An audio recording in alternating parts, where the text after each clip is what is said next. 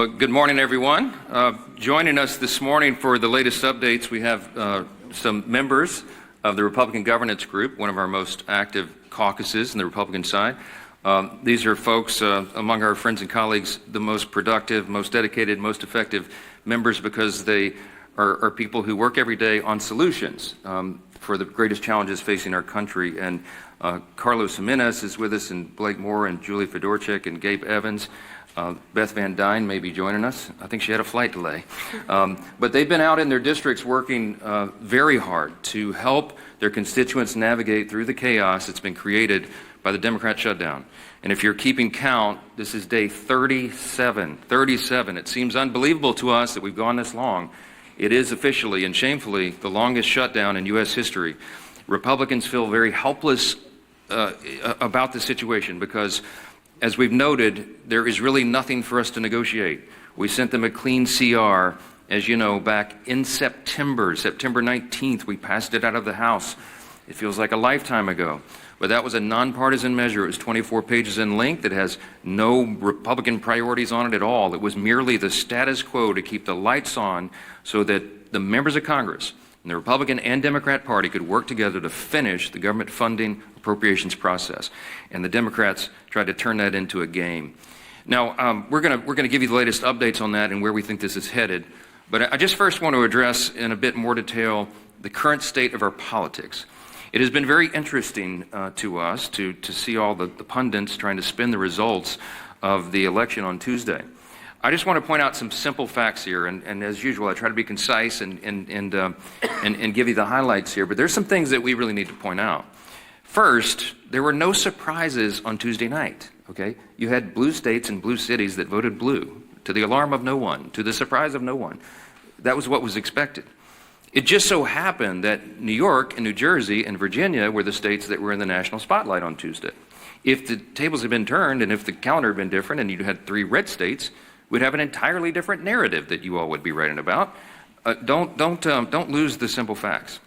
Second, the big headline that everyone is writing about appropriately is that the future of the Democrats was set in New York City. A 34-year-old Marxist is now the leader of the Democratic Party, and it is a very dangerous road for them to go down.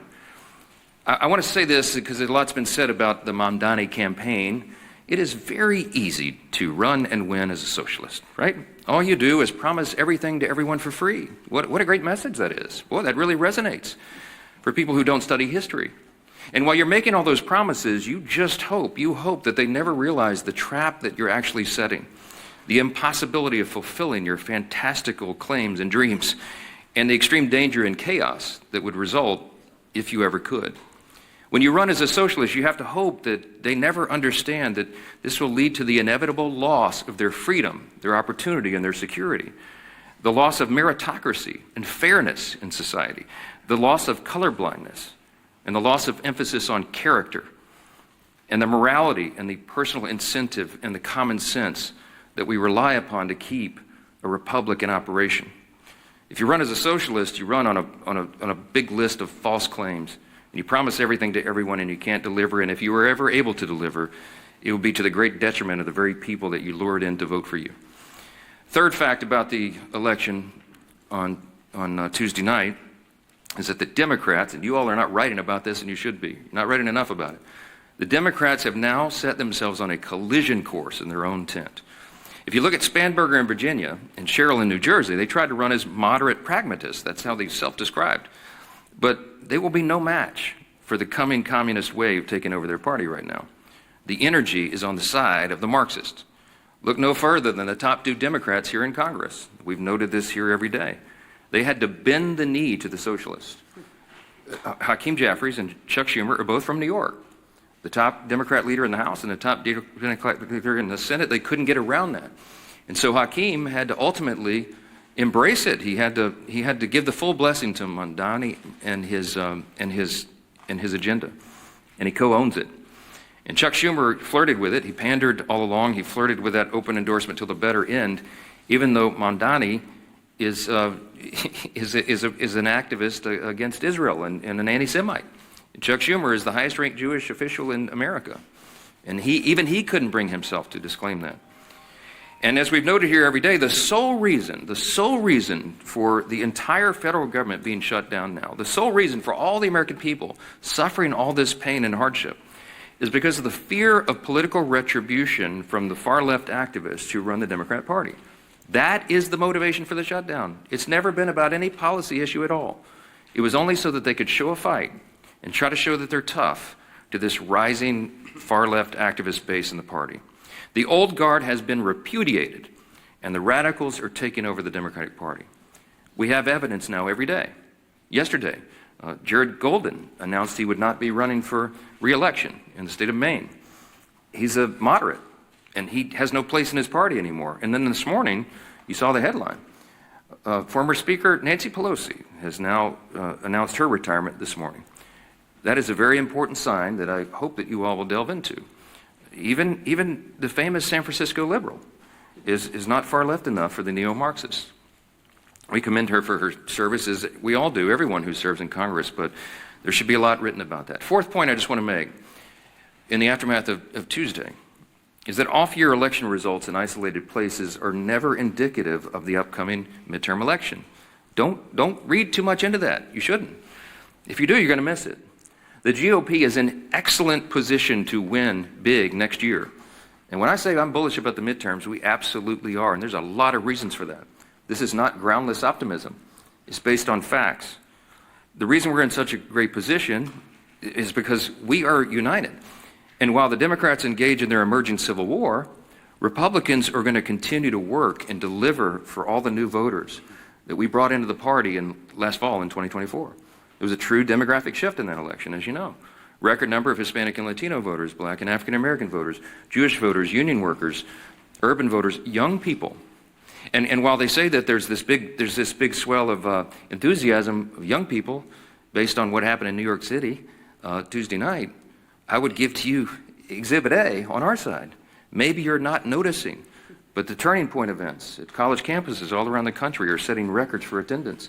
You have hundreds of thousands of new young people weekly coming into the movement that are enthusiastic, young conservatives who are looking for truth, who believe in America's founding principles, and who want to be engaged. And they will be engaged in next year's midterms. The third reason is we got a very favorable map. You shouldn't miss this either. I was very bullish even before the current redistricting battles began. As we sit here today, there are 13 House Democrats sitting in districts that President Trump won. There's another 21 of them in districts he came within 5 points of winning. There's only three, conversely, there's only 3 House Republicans sitting in districts that Kamala Harris won. That's a lopsided map. And after redistricting, we think we'll net a few more seats, handful, maybe 6 to 8. We're in very good position to make history and grow this majority. And finally, I'll just leave you with this. The reason we're so enthusiastic about running next year is we have a real record to run on. Mondami and Democrats want to talk about affordability. We love that subject. We love it. Look at the facts. I brought some this morning. It's the Republicans who are working every day to make life more affordable for working families. And it's not a talking point for us. We are delivering. After 4 long years of skyrocketing prices under the Biden administration, we had to take over. You don't flip a switch and reverse that overnight. It takes a while to work those policies out of the system and to get the new ones in. President Trump and Republicans are delivering results for the American people that they can see and feel. To date, we've seen core inflation is nearing its lowest level in 4 years. Gas prices have fallen to a 4-year low. Prices for everyday goods continue to decline, and blue-collar workers are seeing the largest increase in wage growth in nearly 6 decades. That's the result of our policies. In Congress, House Republicans are working hand in hand with President Trump to advance his affordability agenda. It is President Trump who ran on that. It's President Trump who's delivering on that. And we are all partners in that new effort to make America great again. It begins with the economy, and we know that. We're laser focused on making a difference in the lives of hardworking American families. Here's another demonstration, the Working Families Tax Cut. It is aptly named. It's the largest tax cut in U.S. history for working and middle-class Americans. You got Bernie Sanders running around. They're talking about the billionaires. It's not this. That's the opposite of the truth. Look at the facts.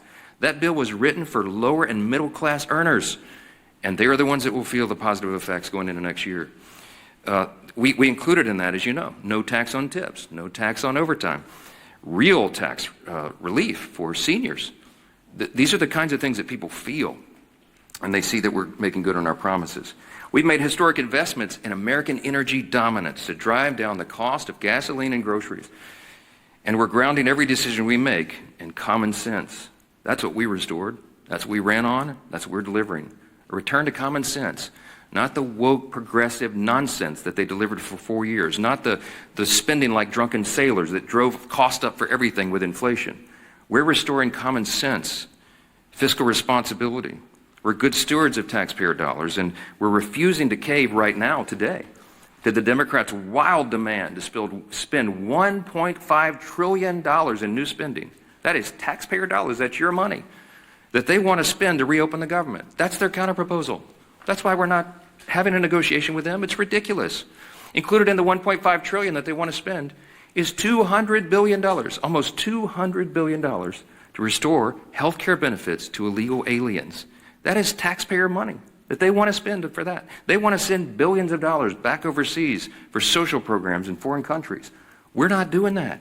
They want to give $500 million back to the Corporation for Public Broadcasting to prop up left-leaning news organizations. We're not doing that. And by the way, in the middle of all this, they want to cut $50 billion from the Rural Hospital Fund. They can't tell you they care about health care since they put that in their proposal. We're grounding every decision in common sense. And Democrats had their chance.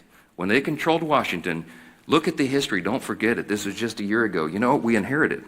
They left us with a 40-year high inflation, higher taxes and energy prices, and massive instability around the world.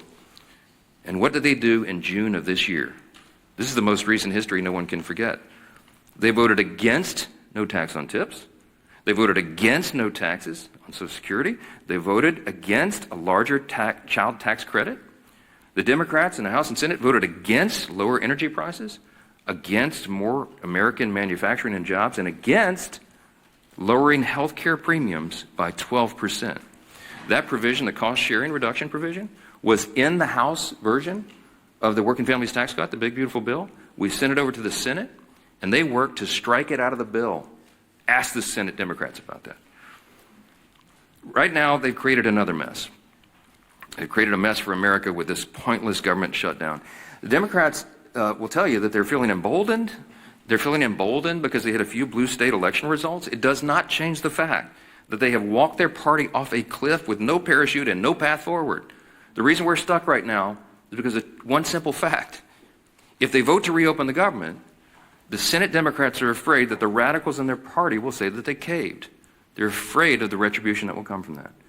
But if they keep the government shut down, they know very well, as we all do, that millions of Americans will continue to suffer as essential services remain unfunded and paychecks to federal workers continue to stay stalled. So our question for Democrats this morning is this: which constituency matters more? The loud radicals in your party or the hardworking American people? I can tell you which side the Republicans are on. 15 times we voted for the hardworking American people. And 15 times so far, the Democrats in Congress have voted for the radicals in their party. It is unconscionable to us that they've allowed it to go on this long. And at some point, all you can do is pray that common sense prevails. And that's what I've been doing a lot of. We hope and pray that there are still Democrats out there. There's just a handful. We need 5 more votes. 5 centrist, common sense Democrats in the Senate to come to those senses and do the right thing. It's time for them to put their country first. I'm delighted to introduce the next speaker, and he's a congressman from Miami. He's a former mayor of the county down there, and he has been in charge. He served as a police officer, but he was the chief of the fire department down there. I mean, the guy's resume is longer than almost anybody in Congress, and as a son of a firefighter, I always take personal delight in reminding everybody he's the only career firefighter paramedic in Congress. He's doing a great job, and he serves as vice chairman of the Republican Governance Group, one of our largest and most active caucuses I mentioned, and we're truly grateful to have him here to discuss some of these consequences of the government shutdown. Glad to have you. Carlos, come on up. Thank you. Thank you, Don. Thank you, Mr. Speaker. And if you indulge me, I think you brought me up here to talk about the shutdown, but I will stray a little bit. I'm the only Cuban-born member of Congress. That means I was born in Cuba. I was not born here in the United States. I didn't speak a word of English until I got here. I was 7 years old. And the reason I'm here is that my parents brought me here seeking freedom. Freedom from communism, freedom from a Marxist regime. And so I can tell you that I know a communist and a Marxist when I see one. They may call themselves socialists, they may call themselves a democratic socialist, but make no mistake, Mondami in New York, he's a Marxist. And the thing that bothers me is he's very proud to say, well, I'm young, I'm this, I'm that, I'm Muslim. I understand you can be proud of that. But then, if you're so proud, don't call yourself a democratic socialist. You are a Marxist. Go ahead. Tell people exactly who you are. He couldn't, and he can't because he knew he wouldn't get elected. But I hope that the people of New York do not suffer the same consequences that my homeland of Cuba has suffered. Castro and the Castro regime destroyed my homeland. They can't even keep the lights on. They don't have food, they don't have medicine, they can't keep the lights on. It's a total disaster of an island, a beautiful island that actually had the second highest standard of living in the Western Hemisphere when the regime took over. And so one of the reasons I'm in Congress, the primary reason I'm in Congress, is that I want to make sure that my children and grandchildren never suffer the same fate that my parents did, having to leave their country and bring us to a new country with about $10 in their pocket. Now, that's what makes this country great. My parents came here with $10 in their pocket and a watch. By the way, I still have that watch. All right. And here I am. Their son was a firefighter. He was a city manager. He was a county commissioner, county mayor of the largest county in the state of Florida, and now a member of Congress. I don't think there's too many countries that you can say that can happen. That's why I love this country. That's why I will fight for this country. And again, I know a Marxist when I see one. And it's unfortunate that the Democrat Party is heading that way, which means we just have to fight that much harder. Here to talk about the shutdown. And so, I'm Congressman Carlos Jimenez again. I represent the state of Florida, Miami, and the Keys. Today I'm standing in for my friend, RG2 Chairman David Valadao of California, with one clear message, and I want to thank also the other members of RG2 that are here. The Republican Governance Group focus has always been about governing responsibly. RG2 is committed to putting results ahead of rhetoric, keeping the government functioning, and finding practical, common sense solutions that improve the lives of the American people. That's what we're here to do. And that means that we do what's right, even when it's hard. We're here on day 37 of the Democrat government shutdown, and with each passing day, more Americans are feeling the impact. The effects in my hometown or in my state. In my home state of Florida, 155,000 federal employees have not received their paychecks. Close to 2 million Floridians who rely on SNAP, including more than 1 million children, will not be getting their benefits. My colleagues on the other side insist we have chosen, my colleagues on the other side of the aisle have chosen politics over food security for millions of Americans. Small business loans are being delayed, totaling nearly $300 million in missed distributions, costing our state estimated $1.7 billion in economic benefit alone. Starting Friday, 10% of the American airspace is going to be reduced because of the shutdowns ahead of the busy holiday season. More than 3,500 flights will either be delayed or canceled altogether. That's true effect of this shutdown. Let me be clear, holding the government hostage is not a responsible way to negotiate policy. On September 19th, the House of Representatives voted to extend government funding to keep the government open. And as the Speaker said, with a clean CR. There were no riders in it. There's no policy differences. It's actually a Biden budget, right? And so, what is the problem? No, there is no problem. It's politics. That's the problem. Meanwhile, Senate Democrats have voted 14, now you say 15 times to keep the government closed. The funding bill before the Senate is the same short-term continuing resolution that we passed 15 times under President Biden with bipartisan support. And I supported each and every one of them to keep the government open. And I know that most, if not all, the members of RG2 also voted for the CRs to keep the government funded. We can and should debate serious issues like healthcare costs, but not at the expense of hardworking American families. I urge my Senate Democrat colleagues to pass the continuing resolution so that we can reopen the government and return to the table to negotiate real solutions. History shows that when Congress works together, we can find solutions without inflicting pain on the American people. I urge Senate Democrats again to reopen the government, end the suffering, and then join us in crafting meaningful bipartisan policy meant to improve the lives of everyday Americans. That's how we govern responsibly, and that's how we serve the American people. And I want to thank you for giving me the opportunity. And I guess now I want to turn the dais over to our Majority Leader, Steve Scalise. Well, thank you, Carlos. And what an honor it is to follow my dear friend Carlos Jimenez, who really is the epitome of the American dream. You know, when you hear stories like his, sad stories, the root of it, having to flee your home country because Cuba fell to Marxism, to communism. But luckily, for people like Carlos, all around the world, there's one place that they can look to if they want a North Star. If they still believe in freedom, they yearn for that desire, and then it fails in their home country, they can look to the United States, because the United States represents freedom all around the world.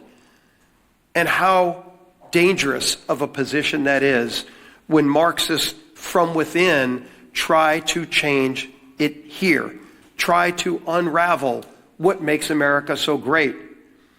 And as Carlos came to seek that freedom that millions others have as well, like my great-grandparents who came from Italy to seek that same freedom. Ronald Reagan said it best: freedom is only one generation away from extinction if we don't fight to defend it. Those words of Reagan still ring true today because, Carlos, we will continue to fight for freedom. But it's not an empty fight. There are people on the other side here in America that are pushing back, that want to destroy that capitalist free market system.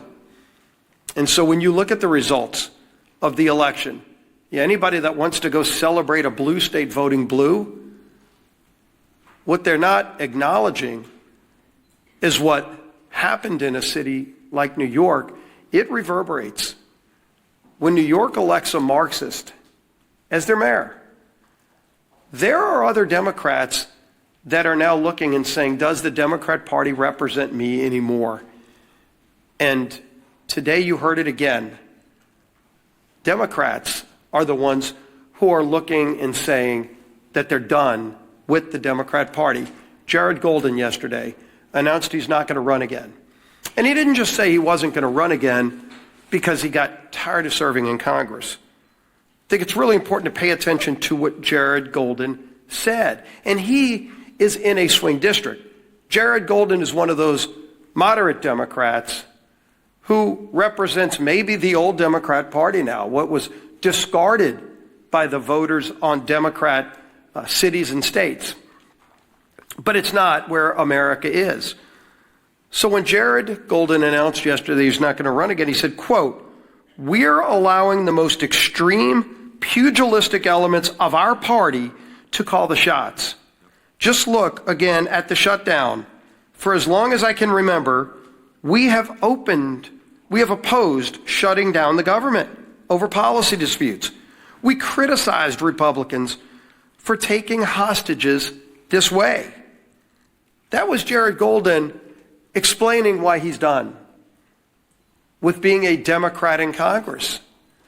And when the Democrat Party no longer stands for common sense, for members that do on occasion reach across the aisle, they're going to be relegated to a scrap heap of history, because America is not a socialist nation. While the Democrat Party has turned their leadership structure over to a socialist, it's not where America is. And if they're running people like Jared Golden out of their party, they can go celebrate the results of last night's election. Again, if Alabama held an election also Tuesday, and gee whiz, a Republican governor was elected governor of Alabama, would anybody be writing a story about it? Of course not. So let them go celebrate New Jersey electing a Democrat governor, New York City electing a Democrat. The real concern is that the Cuomo wing of the Democrat Party got destroyed by the Mondami wing of the Democrat Party. And if they want to call that a victory, good luck. Something tells me they're not going to be sending Mondami to swing districts around America. He's not going to Maine. Let Mondami go to Maine for that now open seat in Congress, a 50-50 district. Will they be sending Mondami to those kind of swing districts? Colorado, where somebody like Gabe Evans represents, is Mondami going to be going there? Because that's where their party is now headed. And they chose that. But America is not embracing that form of socialism. We know what you get from socialism. You get the promises of free everything. But Americans know innately there's no such thing as a free lunch. All you end up with, the results, are the hollow promises and the failures that come with those promises, because you know you get what you pay for. And somebody else is going to have to pay for that free thing. And a lot of those rich people they love denouncing are leaving. Many have already left. So even when they go raise taxes even more, with the highest rates you can imagine, who's going to pay those higher rates? It's not going to be the millionaires and billionaires. Many of them have already left. It's going to be hardworking families in New York City. Good news for you, you might be making $100,000 a year. By the way, a police officer married to a school teacher makes more than that in New York City. They're going to be the quote-unquote rich who get the higher taxes and the free buses and the grocery stores that are run by the government with empty shelves and expired food. That's what they're going to get. But the rest of America is not going to have it. So while Democrats keep the government shut down, and they brag about it, I mean, you heard Senator Murphy yesterday, quote, "I think we're in an enormously strong position right now." Strong position? What's so strong about taking food out of the mouths of 42 American families? What is strong about that, Senator? Sure, you can vote again today to keep the government shut down, but there's nothing strong about denying food to people who are low income and who can't afford it. That's a weak place to be. But that's what they're bragging about. When, as we saw, the transportation secretary yesterday said 10% of flights are going to have to be cut back because we don't have enough air traffic controllers, because Democrats chose not to pay them. And so people are getting ready to go travel to see their family, hopefully, for Thanksgiving. But they're not going to be able to get that flight. They're going to have to leave a day or two earlier to drive. Maybe they won't be able to fly. But don't worry. Some Democrat senator thinks he's in a stronger position because he's now leveraged Americans as pawns in some game. That's what they think this is. It's disgusting. And the American people are catching on.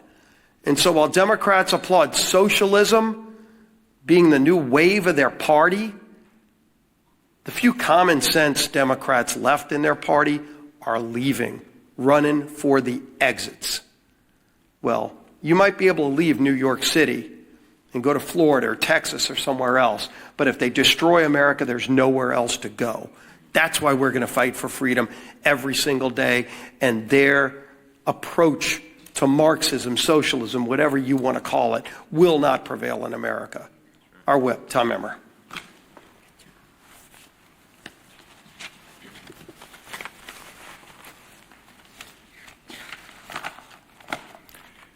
It's day 37 of the Democrat government shutdown, and one thing has become clearer, more clear now than ever. The Democrat Party of today is not your grandparents' Democrat Party. They refuse to govern. They resort to hostage-taking when they don't get their way. They routinely put politics before people. And now they have made communists and assassination fantasizers the pillars of their party. Democrats claim they want to make life more affordable for hardworking Americans, but every time that they've had the majorities in Congress and a Democrat president in the White House, they've done the exact opposite. Take the American Rescue Plan under Joe Biden, for example, which was later deemed by economic experts as the, quote, original sin that led to double-digit inflation. Or look at the Affordable Care Act, which is so unaffordable, they have to pay people to use it. The Democrats have no moral high ground to stand on when it comes to good governance. They don't know what it is. And when they claim that they're fighting for you, do not believe them. Because if this shutdown has taught us anything, it's that the Democrats will willingly inflict pain on the American people if they think it gives them political leverage. Their kamikaze politicians and their constituents deserve better. In stark contrast, however, Republicans have done our jobs. We passed a nonpartisan government funding bill out of the House over a month ago. All we need, as the Speaker said earlier, is just 5 Democrats in the Senate to grow a spine, stand up to the radicals in their party, and join us in getting our clean CR to the president's desk. Enough is enough. It's past time for Democrats to end the political games and reopen the government for the people they were elected to serve. Our conference chair, Lisa McClain. Thank you. Well, good morning, everybody. Again, here we are. Yesterday, Americans woke up to an unthinkable reality. And Carlos touched on it earlier. A communist was elected mayor in America's largest city. How did this happen? Ask yourself, how did this happen? It happened because a small socialist portion of this country took control of the Democrat Party. A party that is now apparently united behind a socialist agenda. And slogans always seem to start with the same word: free. Free food, free rent, free buses, right? I feel like I'm at an Oprah Winfrey show. You get a car and you get a car. Well, this isn't the Oprah Winfrey show.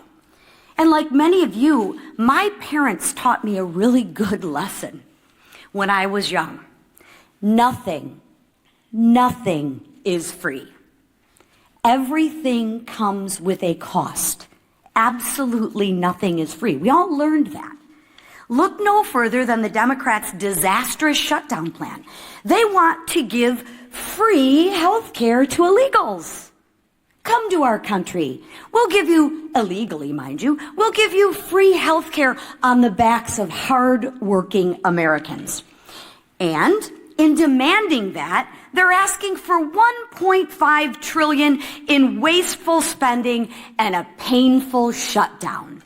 A shutdown that has denied food assistance to 42 million American families. 42 million American families. A shutdown that has forced law enforcement to work without pay. But don't worry, I'm sure those law enforcement agents can go and get free food from their local grocery store, and somebody will pay their free rent, right? Yeah, I live in reality, not fantasy. The Democrats want to jeopardize our national security. And now, flights have been reduced by 10% at 40 of our major airports. I think air traffic, like when you get on a plane, what's next? Like your plane rides are going to be free too? I mean, why stop at food and buses? Let's just give everything free. It doesn't work like that, people. Nothing's free. Somebody is paying. And who pays? Anybody want to guess who pays? Hardworking taxpayers. American taxpayers. That's who pay. Nothing's free, right? Nothing is free. Look at your Republican leaders. Just compare and contrast. That's why we voted more than a month ago to actually fund the government. That's why we've been working in our districts to help those that are suffering. And that's why we are delivering real results that drive down gas prices and drive down mortgage rates and drive down the price of eggs. No one's reporting on the price of eggs anymore, right? Now, not for illegals, not for radicals, and not for communists who despise this country, but for the men and women who love America, like Carlos and his family who came over. And let's keep it that way. And let's make sure that we keep America strong every day. So to the Democrats, let me be clear. Republicans will still be there when your communist lawmakers aren't. And when your communist kingmakers finally give you permission to put Americans first again, Republicans will still be here. We'll still be here when your socialist experiment collapses, because it always does. And we'll still be standing shoulder to shoulder with the hardworking Americans who aren't demanding free groceries, free buses, free rent. No, we will be standing shoulder to shoulder demanding nothing less than freedom. That is what Republicans demand, freedom. Because that's what makes this country great. Not socialism, not government control, but freedom. Thank you. All right, questions? Yeah, go ahead. The Supreme Court, and specifically Justice Gorsuch yesterday, seemed concerned about the Trump administration's usurping congressional authority, calling it a, quote, one-way ratchet that can't be turned back. What's your response to that? Are the justices right to be concerned that Congress is fulfilling its constitutional obligations? I don't find myself in disagreement with Justice Gorsuch too often, but I think he's missed the mark on this one. First of all, I don't think you should read too much into the questioning that you heard at the Supreme Court. I mean, this is part of judicial review. It's a cherished part of that tradition. I used to be one of those litigators. I did constitutional law, oral argument, and I would have liked to have argued that case yesterday, because I think the law is clearly on the side of what the administration has done. I'll remind you that I'm a jealous guardian of Article 1. You know, the legislative branch of government in our constitutional system is the most important. It was placed first in prominence. And that's true. And while Congress has a role to play in tariffs and related trade and economic policy, the executive branch does as well. And I think the president has used that well within the bounds of what he's allowed to do, because he's addressing what was truly a crisis for the country. The trade disparity had gone on for decades. It was creating a real imbalance, and it was adversely affecting American people and consumers. Remember that he ran on this idea. He talked about tariffs on the campaign trail, and he got a popular and electoral college mandate in the election. So this is not some surprise. He's fulfilling the promise that he was elected to fulfill, in a literal sense. So I think the court has to give deference to that. I think the court has to recognize the executive is doing what they're doing. He's using tariffs to create leverage in our trade strategy, and it is yielding great results for the American people. And heaven forbid if it were reversed, because it would create chaos, which is one of the questions I think Justice Barrett asked, my old friend from Louisiana. I mean, that was an important question, because it would set back all of the strategy and the trade agreements and a lot of the things that have been accomplished for the people. So in summary, I would say, don't read too much into the questions. This is how the process works. I'm sure the court will look at this very carefully and deliberately, as they do, and I expect that we'll have a majority of the court that says that this administration is doing what they have the legal authority to do. If I felt like the executive branch had overstepped its bounds on trade or on the tariffs or something, I would have stepped in. I mean, that's my job as the Speaker of the House over the legislative branch. I would have done it in my own way, to be candid. I would have gone to the president privately and said, hey, sir, enough. I think you're overstepped the bounds. Let's try to figure that out.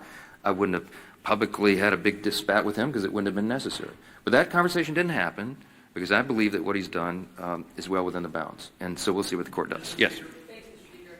Leader Thune has said on a number of occasions that in exchange for reopening the government, he will promise Democrats a vote on ACA subsidies by a date certain. Will you do the same now? He promised it a long time ago, and he was rebuffed. I mean, that's not what this is about. I mean, they've demonstrated over and over and over. Somebody said this is the Seinfeld shutdown. It's about nothing. If you brought in 100 Senate and House Democrats right now and said, what is it about? They wouldn't even give you the same answer. They don't even know. They filed a counter proposal that's $1.5 trillion in new spending with all the crazy abuses that I listed earlier today. That's still sitting out there. That's the counter proposal.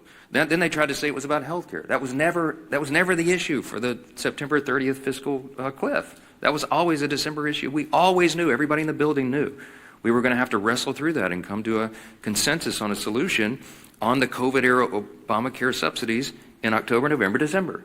And ironically, they're eating up all the clock where that would have been done. It's not about any of this. It's about politics, as we explained earlier. They are more afraid of the radical activists who are running the Democratic Party right now than they are of starving families, having families go hungry and having federal workers go without paychecks. That's just a simple fact. So, yes, Leader Thune has been over backwards. He's offered them a vote. You know what they told him in response? No, we need you to guarantee the outcome of that vote. Well, that's ridiculous. That can't be done.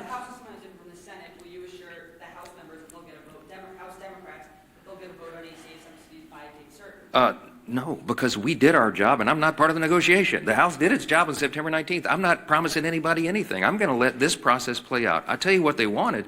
I'll tell you what Schumer and Jeffries wanted. In fact, Chuck Schumer said it publicly and decried that Thune and I would not go in a back room with them and make a four corners agreement on Obamacare subsidies. And I said, there's no way. That it was never possible or appropriate for that to be handled on a CR, on a short-term stopgap funding measure. And he knows that.